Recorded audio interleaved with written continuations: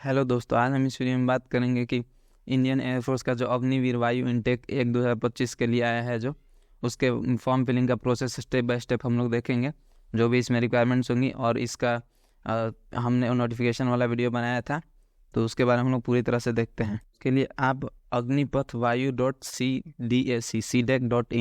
Google पे search मारना है, तो इस वेबसाइट पे आ जाइएगा। और यहाँ पे देखिए नीचे स्क्रॉल कीजिएगा तो कैंडिडेट लॉगिन है, ठीक है। तो इस पर क्लिक करना है। इस पर जब क्लिक करिएगा तो ये आपके लॉगिन के लिए है। अगर आपने पहले से यूज़र नेम और पासवर्ड बना रखा है तो यहाँ पे लॉगिन डायरेक्टली कर सकते हैं, यहाँ कैप्चा डाल के, और यहाँ पे लॉगिन पे क्लिक कर देना है। लेकिन हम लोग को क्लिक है टू रजिस्टर पर क्लिक करेंगे, क्योंकि हम लोग नया यहाँ पे लॉगिन आईडी बनाएंगे, मतलब नया रजिस्ट्रेशन करेंगे, ठीक है। तो आगे देखते हैं हम लोग दोस्तों। उस पर जब क्लिक करें, क्लिक है टू रजिस्टर पे, तो अग्निवीर वायु इनटेक 1/2025 देखिए यहाँ पे लिखा हुआ है क्रिएट अकाउंट। और सिलेक्शन टेस्ट अनमेरिड मेल और फीमेल के लिए, जो कि सिटीजन ऑफ इंडिया होने चाहिए। यहाँ पे अपना नाम लिखना है 10th के मैट्रिक के सर्टिफिकेट के अनुसार, उस पर जो लिखा हुआ वही। और फिर उसके आगे ईमेल आईडी लिखना है, यहाँ पे ईमेल आईडी भर के फिर यहाँ पे फ़ोन नंबर लिखना है। जनरेट ओटीपी पे क्लिक करना है। जो ओटीपी ईमेल पर जाएगा वहाँ फिल करना है। और फिर जो मोबाइल पे ओटीपी जाएगा वो यहाँ पे फिल करना है। फिर यहाँ पे कैप्चा दिया हुआ है, यहाँ कैप्चा भरना है। इसको रिफ्रेश भी कर सकते हैं कैप्चा को, ठीक है। देखिए रिफ्रेश हो गया। इसको इंटर करके यहाँ पे फिर रजिस्टर पर क्लिक करना है। रजिस्टर पर क्लिक करेंगे जब हम लोग, तो सारी चीज़ फिल करके रजिस्टर पर क्लिक करना। देखिए यहाँ पे लिखा हुआ है you have signed up successfully, okay यहाँ पे कर देना है। ओके जब कीजिएगा तो फिर से ये पेज आ जाएगा। यहाँ पे अब लॉगिन करने वाला है, ठीक है। तो आपने जो अभी ईमेल आईडी डाला वो डाल दीजिए, और फिर नीचे पासवर्ड गया होगा आपके ही ईमेल आईडी पे, ठीक है। देखिए पासवर्ड यहाँ पे डालना है जो आपके ईमेल आईडी पे गया होगा, और या फिर फ़ोन नंबर पे भी गया है। तो ईमेल आईडी पे गया है तो वहाँ से लिख लीजिए पासवर्ड। ये 1 टाइम पासवर्ड देता है। ओटीपी को अलावा एक और पासवर्ड दिया हुआ, तो वो भर के फिर कैप्चा भर के लॉगिन कर देना है, ठीक है। ईमेल पे ही गया हुआ है। और फिर जब फिल किया तो देखिए फिर अग्निवायु इनटेक रीसेट पासवर्ड का एक पेज आ जाएगा। अब यहाँ पासवर्ड आपको बनाना है जो कि 8 से 16 कैरेक्टर का होना चाहिए। उसमें एक अपर केस मतलब बड़ा लेटर होना चाहिए, एक छोटा लेटर होना चाहिए, और एक नंबर होना चाहिए, और एक स्पेशल कैरेक्टर जैसे @ डॉलर और फिर एंड हैश वगैरह होना चाहिए। यहाँ न्यू पासवर्ड में फिल कीजिए, फिर कंफर्म पासवर्ड कर दीजिए वही दोबारा डाल के, कैप्चा फिल करके फिर रीसेट में पासवर्ड पर क्लिक करना है। देखिए पासवर्ड रीसेट सक्सेसफुली, ओके कर देना है। यहाँ पे हम लोग का पासवर्ड भी बन गया। अब यहाँ पे हम लोग फॉर्म फिल करने वाले पेज पे आ गए एक तरह से, ठीक है। और यहाँ पे इंस्ट्रक्शन है और बहुत सारी चीज़ें जो फिल करनी है वो देखिए यहाँ पे सारी चीज़ें लिखी हुई हैं, ठीक है। तो इंस्ट्रक्शन वाले पेज पे हम लोग अभी इंस्ट्रक्शन सारा देख लेते हैं, एक बार पढ़ सकते हैं, इसमें आप लोग पढ़ लीजिएगा, ठीक है। इसमें वैसे जो इंपॉर्टेंट है मैं बता दूँ, आधार कार्ड आपको लेके जाना होगा एग्जामिनेशन सेंटर पर जब एग्ज़ाम होगा, ठीक है। एग्जामिनेशन फीस 649 रुपये लग रहा है। और अगर आप बहुत बार पेमेंट कर देते हैं जैसे, तो वो आपको हो जाएगा, ठीक है, रिफ़ंड हो जाएगा। बहुत बार पेमेंट हो जाता है गलती से, तो ठीक है। और फिर यहाँ पे सब चीज़ 10th के मैट्रिक के अनुसार अपने पिताजी का नाम, अपना नाम फिल करना है। और फिर ये दोनों बॉक्स लास्ट में पूरा पढ़ के चेक करके, और फिर कंटिन्यू टू रजिस्ट्रेशन पर क्लिक करना है, ठीक है। सेशन एक्सपायर्ड दोस्तों लिख सकता है, ऑलमोस्ट हर टाइम ही लिखता है ये, ठीक है। तो इससे घबराना नहीं, ओके कर देना। और यहाँ पे फिर से आपको लॉगिन करना है। जितने बार भी लिखेगा फॉर्म फिल करते हैं सेशन एक्सपायर्ड, आपको यहाँ पे फिर से लॉगिन करना है, ठीक है। पासवर्ड वगैरह डाल के लॉगिन कर दीजिए। लॉगिन करते हैं तो देखिए यहाँ पे हमारा इन्फॉर्मेशन जो हमने पहले डाल रखा था वो थोड़ा बहुत आ गया है। यहाँ पे अपना नाम वगैरह, ईमेल आईडी वगैरह पहले से फिल कर दिया जो हमने डाला था। पर्सनल डिटेल्स वाले पेज पे हैं अभी, तो वही पर्सनल डिटेल्स हम लोग को पूरा देना होगा। और देखिए यहाँ पे फादर्स नेम लिखना है, और फिर यहाँ पे जेंडर चूज़ कर लेना है।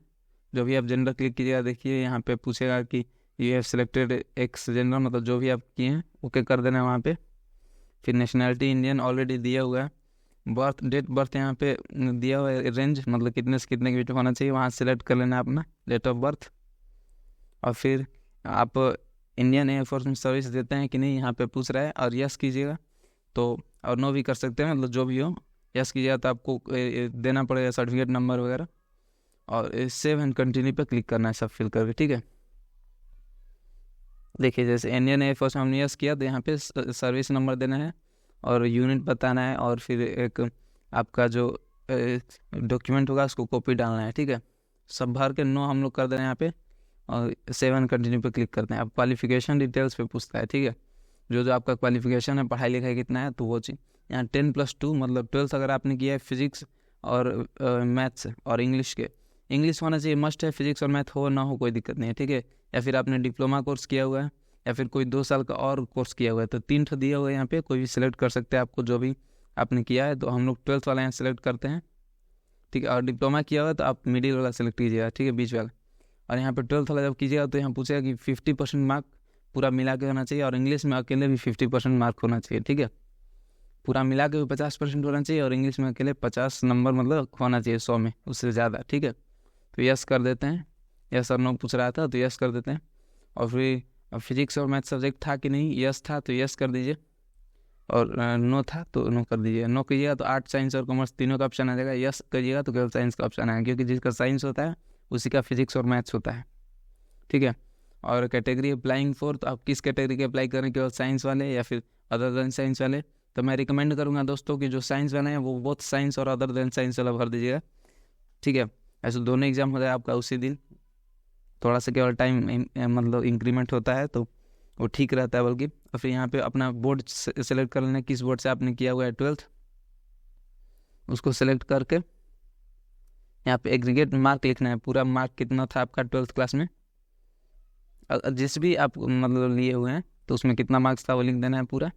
और जैसे आपका परसेंटेज जितना भी आया था उतना आपको पॉइंट के बाद नहीं लिखना है। जैसे किसी का 70.8 आया हुआ तो केवल 70 ही लिखना है, ठीक है।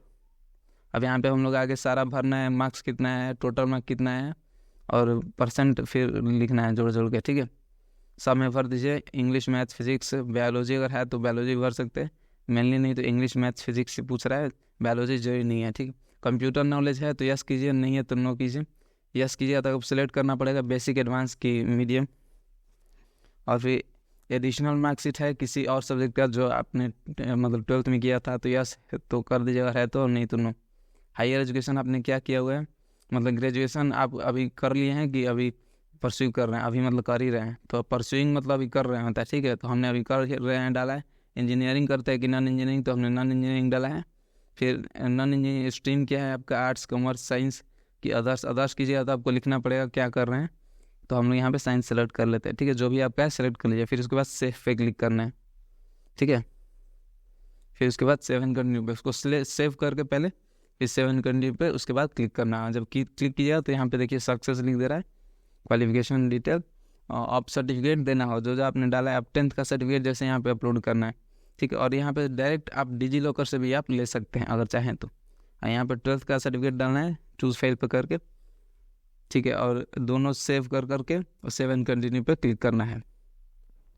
हमने देखिए वो कर दिया, तो आगे हम लोग कम्युनिकेशन डिटेल्स पे आ गए। यहाँ पे एड्रेस वगैरह डालना है, हाउस नंबर डाल दीजिए, स्टेट डाल दीजिए, डिस्ट्रिक्ट डाल दीजिए, सब डिस्ट्रिक्ट डाल दीजिए, विलेज डाल दीजिए, police station, post office, pin code, ये सब डाल के फिर यहाँ पे कम्युनिकेशन एड्रेस अगर परमानेंट भी सेम है तो वहाँ पे चेक कर देना उस बॉक्स को। डोमिसाइल स्टेट मतलब जिस स्टेट में आप रहते हैं दोस्तों, ठीक है। तो यहाँ पे मैं बिहार ही सिलेक्ट कर दे रहा हूँ, बिहार। और फिर अपना डोमिसाइल डिस्ट्रिक्ट मतलब जिस डिस्ट्रिक्ट में आप रहते हैं 7 कंटिन्यू पर क्लिक करना है, ठीक है। और फिजिकल कैरेक्टरिस्टिक्स में डालना है आपका लंबाई और सीने का चौड़ाई या फिर कमर का और फिर जूते का मतलब शू साइज, ठीक है। सब डाल दीजिए यहाँ पे। और आप एनसीसी सर्टिफिकेट है आपके पास तो यस कीजिए, नहीं तो नो। यस कीजिएगा तो आपको सर्टिफिकेट नंबर देना होगा। फिर अगर आपके पापा या फिर मम्मी मतलब कोई आपके पेरेंट्स काम करते हैं कि नहीं आईएएफ वगैरह में, तो यस नो कर देना वहाँ पे जिस प्रकार से हैं। और फिर इंडियन आर्मी से आपको डिस्चार्ज तो नहीं किया गया है, यस कीजिएगा तो आप नहीं भर सकते हैं, ठीक है। यहाँ देखिए आ गया, नो करना है यहाँ पे।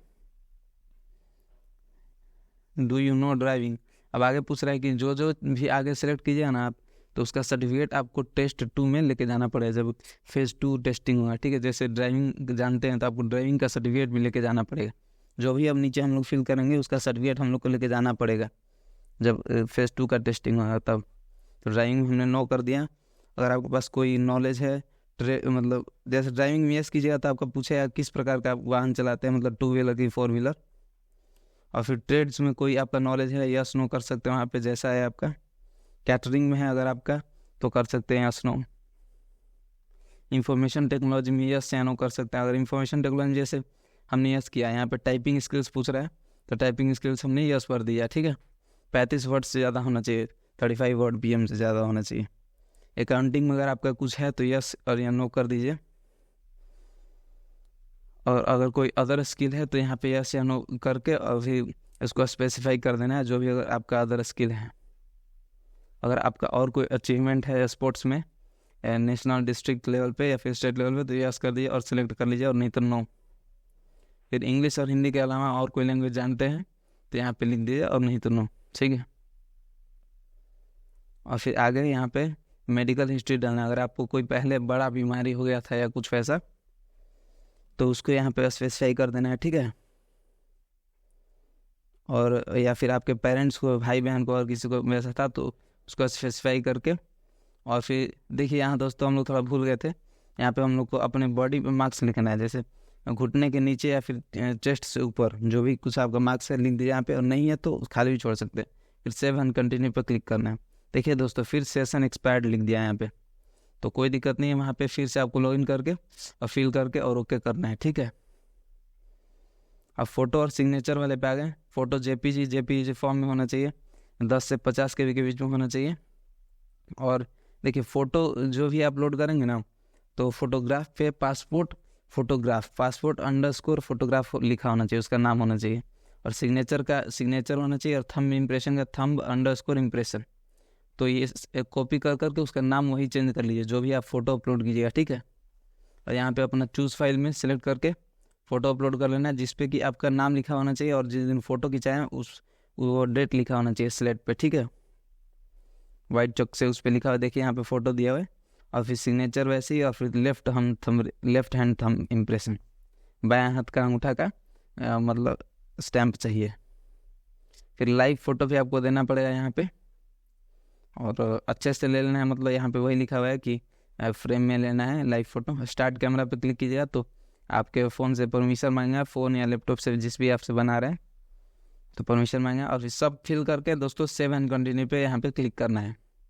सेव एंड कंटिन्यू पे क्लिक करने के बाद यहाँ पे आपको सिटी प्रेफरेंस पूछेगा, जो भी आप देना चाहते हैं दे दीजिए। 5 तो प्रेफरेंस पूछेगा, देखिए जैसे बिहार यहाँ पे मैंने सेलेक्ट किया, फिर पटना सेलेक्ट कर लिया, फिर जैसे उत्तर प्रदेश मैंने यहाँ पे सेलेक्ट किया, फिर वाराणसी सेलेक्ट कर लिया मैंने यहाँ पे, ठीक है। फिर बिहार गया, ऐसे ही मतलब 5 सेलेक्ट कर लीजिए और फिर सबमिट कर दीजिए, ओके कीजिएगा। तो अब ASC प्रेफरेंस पूछेगा, ठीक है।